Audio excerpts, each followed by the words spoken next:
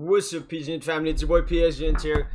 Uh, I need to talk about this game because I watched at least the second half of the game. So I missed the first half. I don't know really what happened, but Barcelona, what's happening?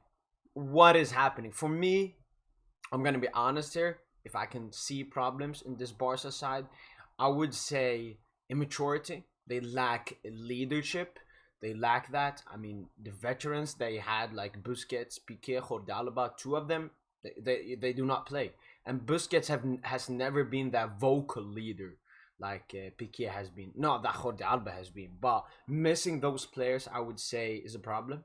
Then I would say, I mean, they have been unlucky with injuries, Jules Koundé and Araujo being out. But I would look at other problems, which is wingbacks.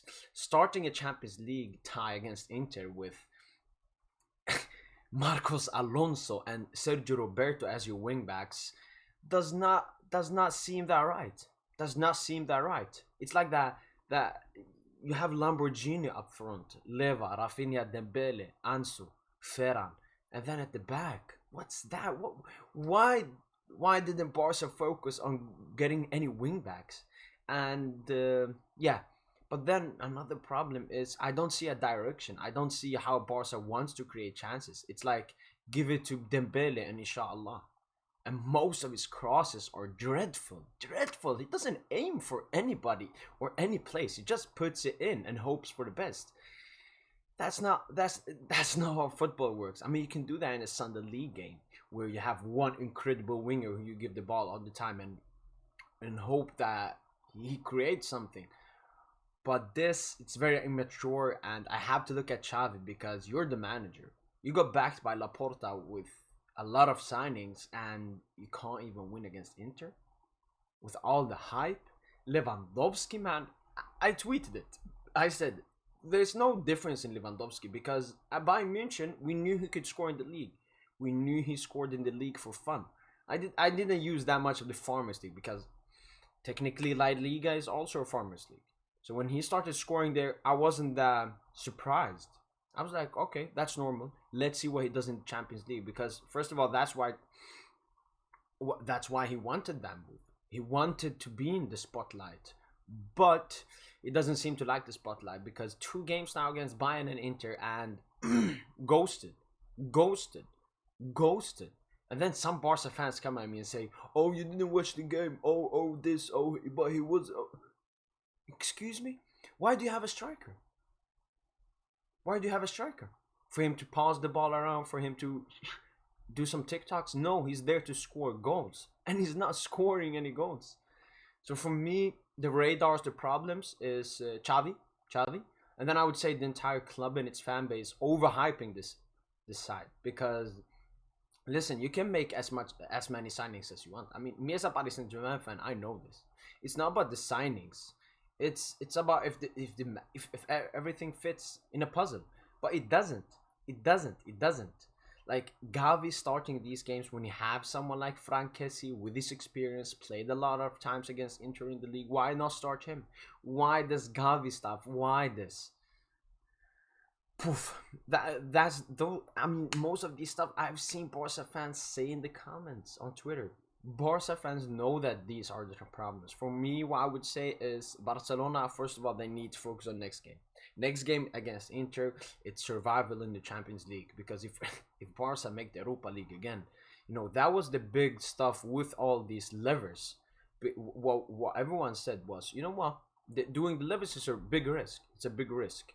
But as long as Barca succeeds, goes long in the Champions League, maybe wins La Liga, they will start getting money back and being able to repay those stuff. But right now, if they drop out to the Europa League for the second consecutive time, that's an embarrassment. That's an embarrassment to the club, to the players, to the manager, to the president. But I've always said this. Laporta is a big fraud. He's a big fraud. I compare him to Bartomeu. Not that he's alike Bartomeu, but he's the same problem. He's just throwing money at the problem instead of fixing it. For example, Paris Saint-Germain, this summer, we went completely turn around in our transfer prospects. We didn't go for these big names like Lewandowski and so on. We went for smart signings that would fit the squad. I know For example, for Paris Saint-Germain, they haven't played that much the new signings apart from Vitinha and a bit Mukiele. But I don't see the planning at Barcelona. I don't see the planning. It's very one season planning, like Paris Saint-Germain. Oh, this is out here, this is out here. It was the same at Barca. It was like, yeah, let's throw a lot of stuff. If I was the Barca transfer, I would first of all fix the wing back situations. They're talking about Trent next season. What? It's this stupid club. I feel for you, Barca fans. I'm gonna be honest. I feel for you because you have been manipulated by Laporta, the biggest fraud of all time, the biggest manipulator of all time, and him coming out all the time saying, "Oh, we're gonna try getting Messi back." Focus on your club. But that's the problem. That's where Laporta is such a good manipulator. He brings up Messi a lot of time because he knows that's a deep place in every Barca fan's heart. And when he says, "I will do everything to bring Messi back," every Barca fan shuts their eyes, turn off their brain, instead of critiquing Barca how they're doing. I mean, one lever, okay, two levers, three, a bit too much, four. What are you doing? What are you doing? There's no planning. Doing a lever is not planning. For me, what Barca should have done, they should have just continued using the youngsters they've had, made some smart signings, not free agents like Marcos Alonso. What's that? That's disgusting. They should have continued with the growth of the talents, stopped obsessing, "Oh, we're Barca, we cannot be in a rebuild, oh this, oh we need to win La Liga next year." No, you should have just kept it improving. But now you have taken a big risk, and so far it's not looking good. And as I said, if you drop out to the Europa League, those levers will come back and haunt you. But if I'm gonna be honest, I actually hope the best, because I mean, Barca are one of my competitors, and Barca have been shit for a long time. And not that it's sad, but I always want these competitors to be as strong as possible, because I don't want to beat Spurs. I want to beat Barca. Well, that was it. Those are the problems which Barcelona need to fix. By the way, props to Inter Milan, because they have been awful in Serie A this season, but coming up clutch in this game. I know they defended a lot of park the bus, but that's the only thing they could do against Barca. They could not try to have position against Barca. You don't do that. But yeah, that's pretty much it. Hopefully Barca fans understand the manipulations of Laporta. Xavi, for me, you gave him time, you gave him trust. Now you still need to give him time, so don't beat Xavi out or something. But yeah, that was it.